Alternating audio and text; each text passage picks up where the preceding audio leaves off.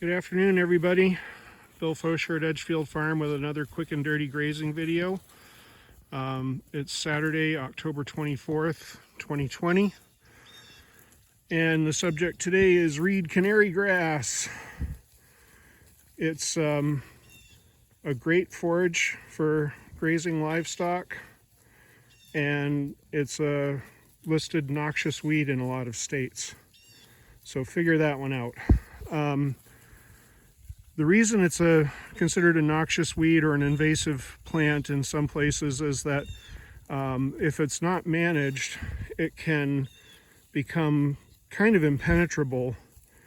In this setting here, it grows easily 8 feet tall.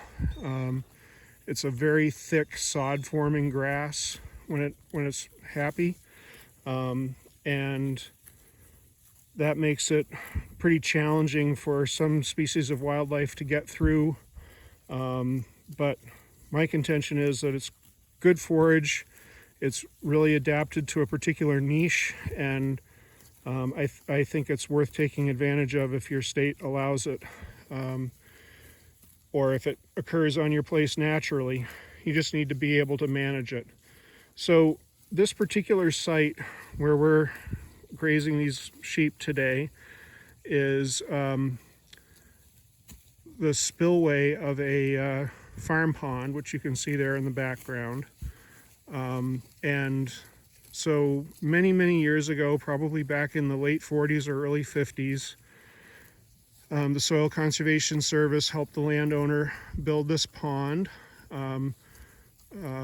Basically excavated down until they hit some springs and a part of the landscape that was wet and low, and they built a dam, and the dam has a standpipe that allows the water to flow out through a culvert, and in case that culvert gets blocked up, it has this spillway, and you can see a couple of those sheep in the background are kind of down low, and that's where the water can flow out if that main outlet gets plugged up.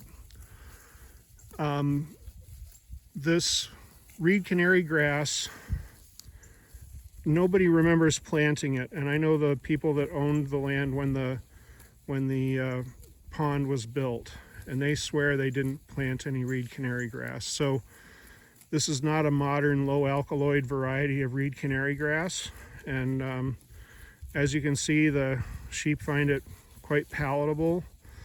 They always have. I've been grazing this field on and off since 1994. They love it. And the reason I've got them in there today, we're having an unusually warm fall. Usually by now we would have had a killing frost, which doesn't affect a lot of the varieties of grass, but reed canary grass, once it gets a good hard frost, it'll go yellow and go dormant very early out of the cool season grasses. And once it goes dormant, they're really not interested in it. I don't know if it tastes bad or just there's better things to eat, but I wanted to get in here and get this area grazed one last time for the year before that reed canary grass went yellow. And if you look down there in that swale behind those sheep, you can see where some reed canary grass has started to go yellow. And that is because that's a little microclimate there where there's a little pocket that gets colder because it's at the very bottom of two slopes that converge there. So it gets cool air drainage down into that area, and you can see already we've started to lose some of the reed canary grass there for the year. And anyways, this I put these sheep in here today about maybe 15-20 minutes ago. They are grazing on about 65 days of regrowth. Actually about 60 days of regrowth. It was 65 days ago that they were last in here grazing, and then we mowed off the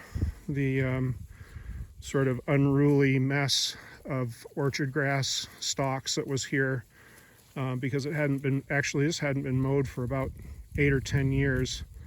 And having the sheep come in and sort of mat it down a little bit allowed the tractor operator to see a bit better where he was going, so he felt a little more confident and was able to get in there and knock it down. So we get this nice second grazing. So that's my spiel on reed canary grass. I just was looking at a piece of orchard grass that is also growing in there with it, right down there. And I hope this proves useful to somebody. Again, this is Surrey, New Hampshire. We're at the 43rd parallel north, about 1,150 feet above sea level right here. And your climate is going to affect the dates and regrowth and so forth that you see. This has been a drought year, so everything's growing a little bit slower. We finally did start to get some moisture recently, but we're still in a moderate drought condition here in this part of Cheshire County. So have a good week.